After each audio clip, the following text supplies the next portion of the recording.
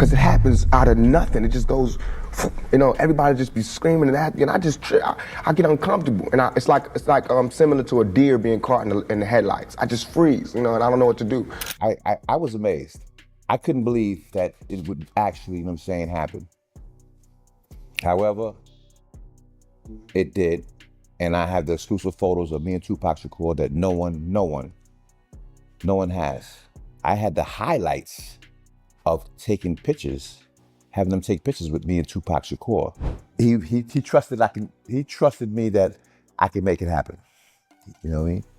You know, and I trusted in myself that I could make it happen. So I didn't understand how they would pull it off.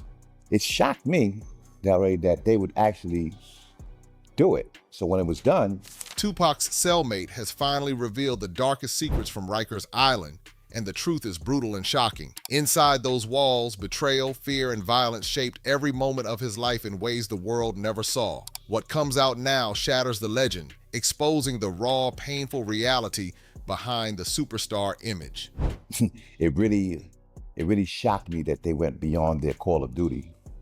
However, it was the highlight of my times with Tupac Shakur in prison. The story starts to shift the moment that silence breaks. A man who lived right next to Tupac is no longer holding back, and what he describes does not sound like a normal prison experience.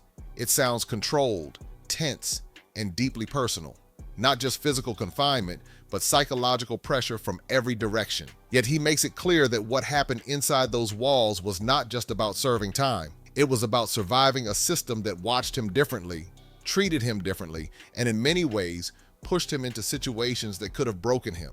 So actually, you know what I mean, I have the pictures that were illegally taken in Rikers Island by the correctional officers. When Tupac first walked into Rikers, the entire place reacted. Word spread fast. This was not just another inmate. This was one of the biggest names in music, suddenly locked in a place where status can either protect you or destroy you. People were trying to catch a glimpse. Inmates were moving around just to see him. Guards were watching him more closely than anyone else. The energy changed overnight. It became heavy. You could feel something building. Because when someone that famous walks into a place like that, it does not calm things down. It does the opposite. You know, so that's what I tell. I tell the story of how Tupac and I really got these pictures and photos put into this facility. I was amazed. Yes, at first, it looked like he was being treated better than everyone else, and in some ways he was. He had a television bolted into his cell, something no one else had, not even other high-profile inmates before him. That alone made people look at him differently. On top of that, he had more freedom to move around, more access to the phone, and connections that reached outside the prison walls. It looked like power. It looked like influence. But inside a place like Rikers, that kind of attention can turn dangerous very fast. The way that a camera was placed into the facility was by a correctional officer bringing it in, which was very, very not a part of their job description.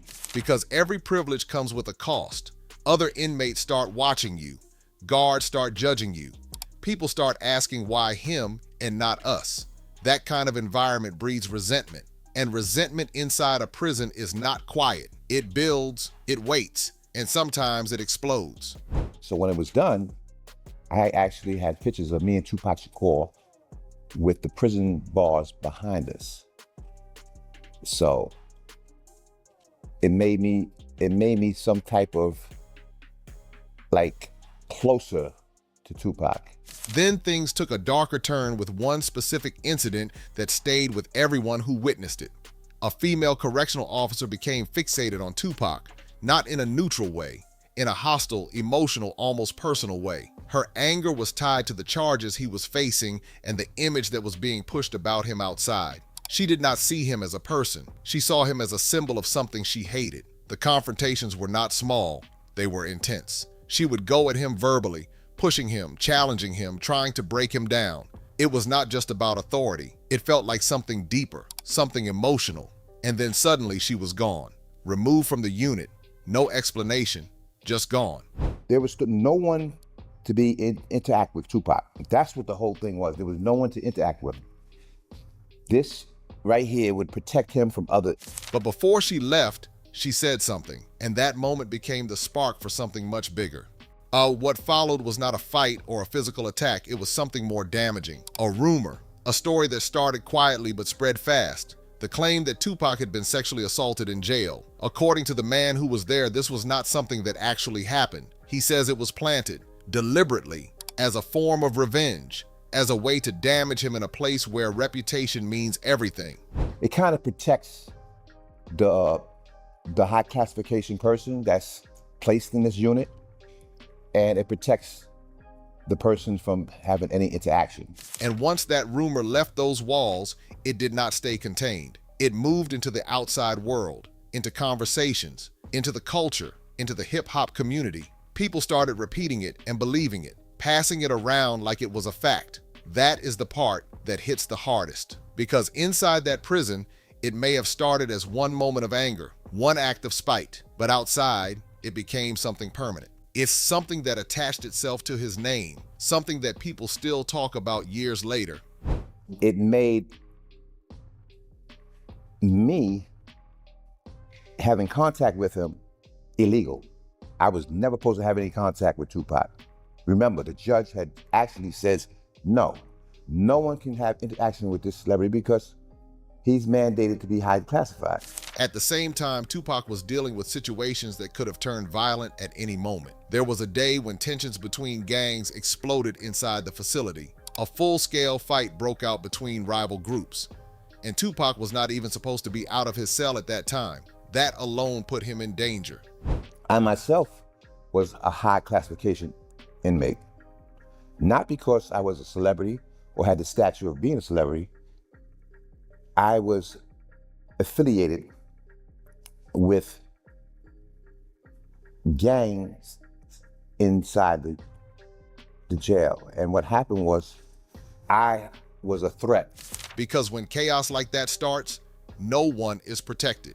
It does not matter who you are. If you're in the wrong place at the wrong time, it can end badly.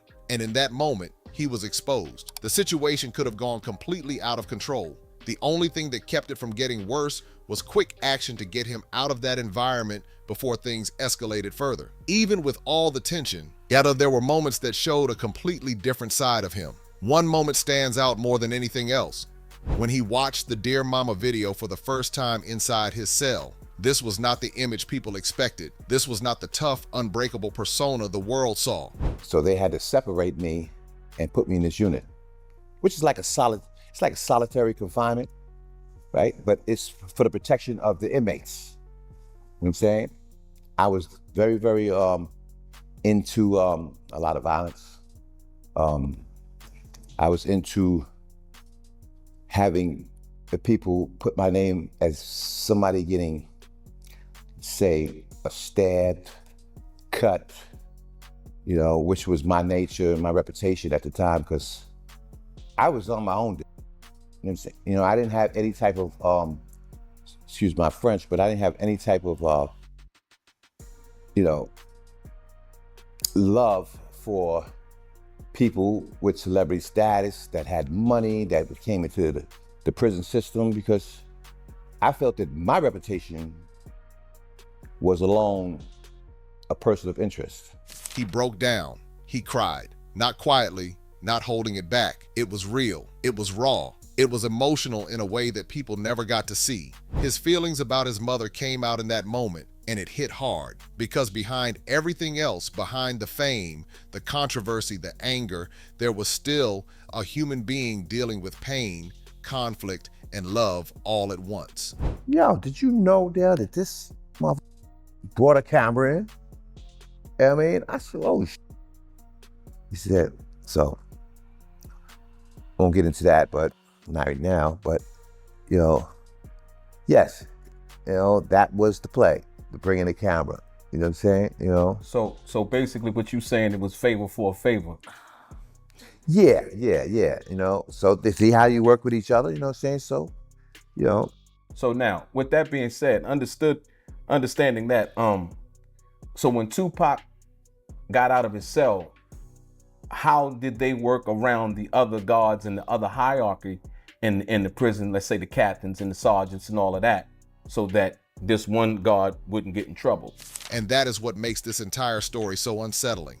It shows two versions of the same person, the public figure everyone thought they knew, and the private reality that very few ever witnessed. Inside those walls, everything was amplified. The pressure, the rumors, the danger, the emotions. Nothing was normal. Nothing was simple. I didn't really look up to Tupac. I wasn't his fan, right? I wasn't his friend. He was just an ordinary person to me. And when someone finally speaks about it after all these years, it forces people to look at the story again, not as a legend, but as something much more complicated, something much darker. Things didn't just stay tense inside that place. At one point, everything exploded. A full fight broke out between the Latin Kings and MS-13, and this was not some small argument that could be ignored. This was chaos moving fast, bodies colliding, people swinging, and the entire dorm turning into a war zone in seconds. I was very, very into a lot of violence. I was into having the people put my name as somebody getting, say, a stabbed, cut, which was my nature and my reputation at the time. And right in the middle of that, Tupac was out of his cell when he was not supposed to be. That alone made the situation 10 times more dangerous because once guards rush in, they are not checking names or asking questions. They react first and think later. Being in the wrong place at that moment could have cost him everything. His cellmate made it clear that if Tupac had been caught in that chaos, it could have ended right there. Not in a dramatic way, just in a brutal and fast reality that nobody could control. So instead of standing back, he stepped in and physically got between Tupac and the situation. That was not a small move because one wrong reaction from anyone could have flipped everything. And that's what got Tupac to really like me for some apparent reason, because I wasn't harassing him to be his friend or know about his celebrity status. They somehow managed to get him back before things got worse, before higher officers came in and started asking questions about why he was out in the first place. Yes, it was one of those moments where nothing officially happened, but it came dangerously close to something irreversible. Then the energy shifts in a way nobody expected, from violence and chaos to something deeply personal. One night, Tupac sat down and watched Dear Mama for the first time while inside that same environment, and something inside him broke open. We was both the same type of involuntary protective custody. We were both in the same statute, but different limelights. You understand what I'm saying, Ray? Yes. Like, He did not try to hold it together. He cried openly, right there, without hiding it. This was not the version of him people knew from the outside. The tough image disappeared for a moment, and what came out instead was real emotion that had been building for a long time. His relationship with his mother was never simple. There was love, but there was also anger and pain tied into it. And when that video played, everything came rushing out at once. Now, it was the kind of moment that made even the person sitting next to him stop and realize this was a side nobody ever got to see. actually, when Tupac came, I didn't feel, that he was someone that I needed to respect. Just when things felt heavy enough, another situation started building around him. Jada Pinkett came to visit, and what should have been a normal visit turned into something uncomfortable. Guards started harassing her, making her feel like she did not belong there and questioning her presence in a way that felt personal. Then it escalated into something serious. She was accused of trying to smuggle drugs, which immediately changed everything. That kind of accusation shuts doors quickly, and that is exactly what happened. Her visits were cut off, and the pressure pushed her to the point where she decided not to come back. Whereas that I didn't give a damn, I didn't give a about nobody but what I was, banging for. Tupac did not take that lightly. He reacted with anger and made it known that he was not okay with what was happening. His frustration turned into threats, and the situation between him and the guards became tense in a different way. It was no longer just about surviving prison life, it became personal. And just like that, that connection was gone. No more visits, no more moments like that, just distance forced by the system. But then something unexpected came out of nowhere. After one phone call, Tupac announced to everyone around him, But now what's this got to do with you? And he said, Dell, he says, I want some pictures want some pictures for my daughter. They know I'm in here with Tupac. I said, Pip, how the fuck we gonna do that? He says, I'll bring in a camera. You gonna bring in no camera? You gonna bring in a camera? Come on, man.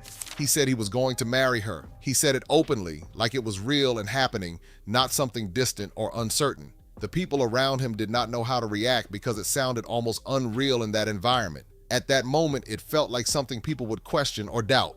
But years later, Baiju, when that same story got confirmed from the other side, it changed everything. It showed that even in that situation, he was still holding on to something real, something that gave him hope. You know, they just knew his thug life in the streets and what he projected. Is it true that Tupac endured inhumane treatment, like being locked in his cell for 2 weeks straight without any recreation time? Yeah. Yep. And I can vividly remember the time that Tupac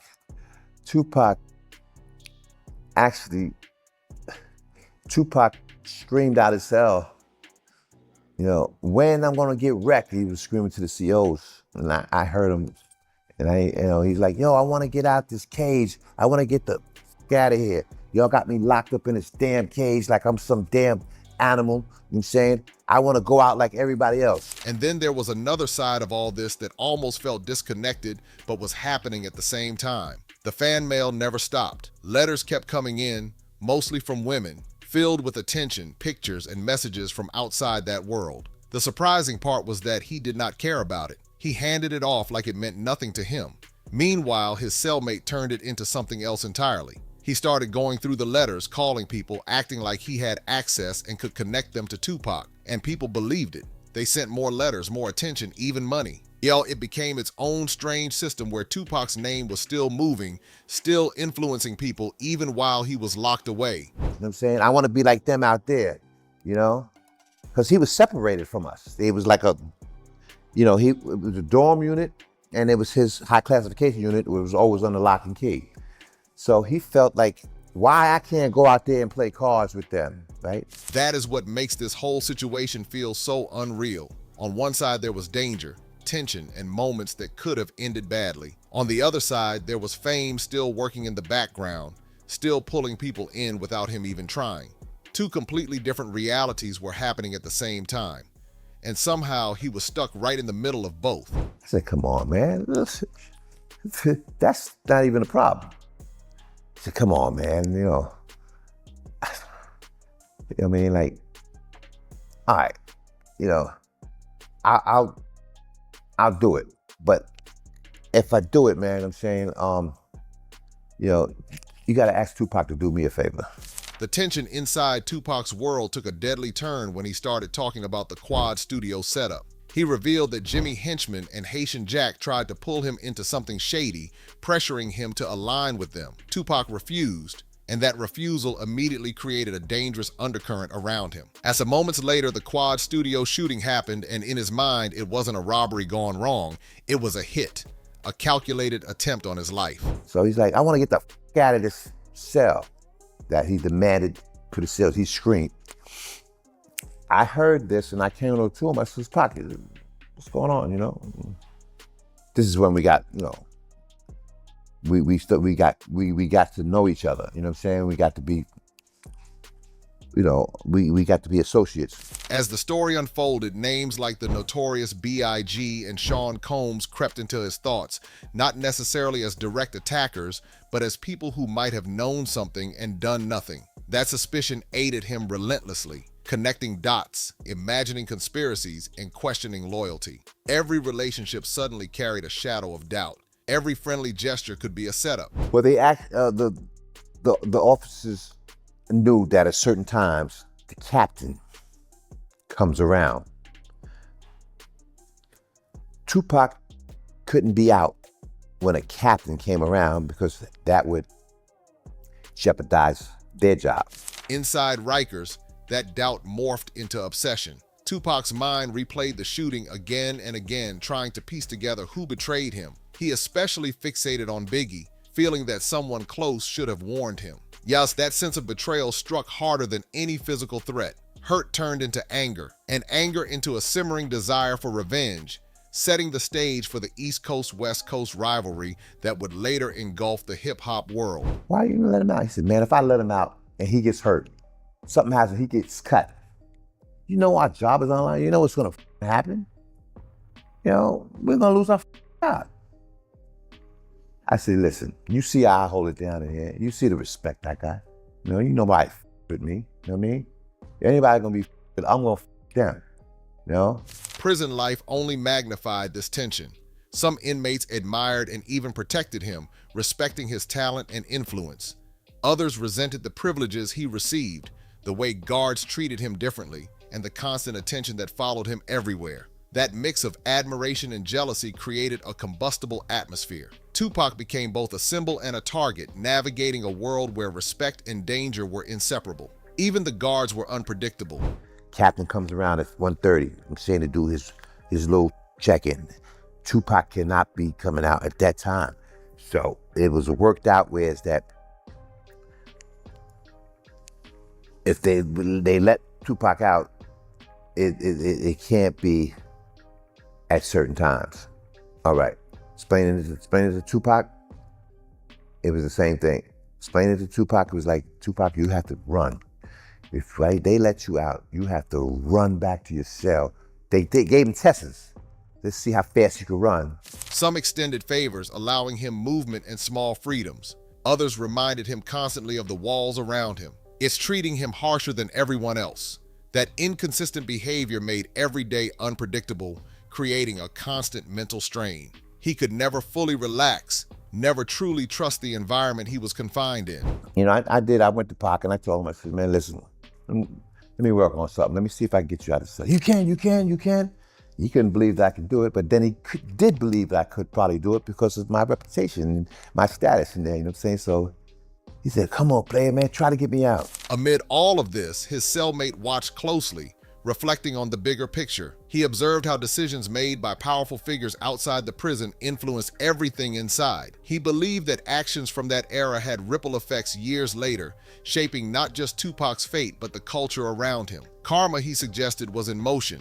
What people did behind the scenes often returned in ways they could not anticipate. Some parts of the story still remain shrouded in mystery. Not all events were witnessed, not all details recorded, and not all intentions made clear. The narrative is full of gaps. It's moments that are uncomfortable to confront and impossible to fully verify. Even with first-hand accounts, a sense of unease lingers because the story is larger than any single person could contain.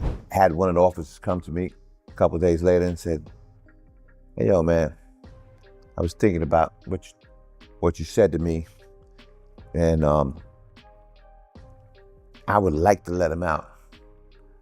But man, if I do, will you? The truth about Tupac's Rikers experience forces a reevaluation of who he was and what he endured. These accounts show how prison shaped him emotionally, mentally, and spiritually. Pressure, betrayal, and isolation pushed him to the edge, revealing a side of Tupac the public rarely saw. This is a glimpse into a world where fame becomes a target and trust can be fatal. By the end, one chilling question remains. Was Tupac merely a victim of circumstances, trapped in a world bigger than himself, or was he targeted because of the influence and power he wielded even behind bars? Yes, and perhaps even more haunting, how much of this story is still hidden, waiting to emerge from the shadows? The more details come out, the more it feels like the full truth about Tupac's life inside Rikers is still out there, waiting to be uncovered.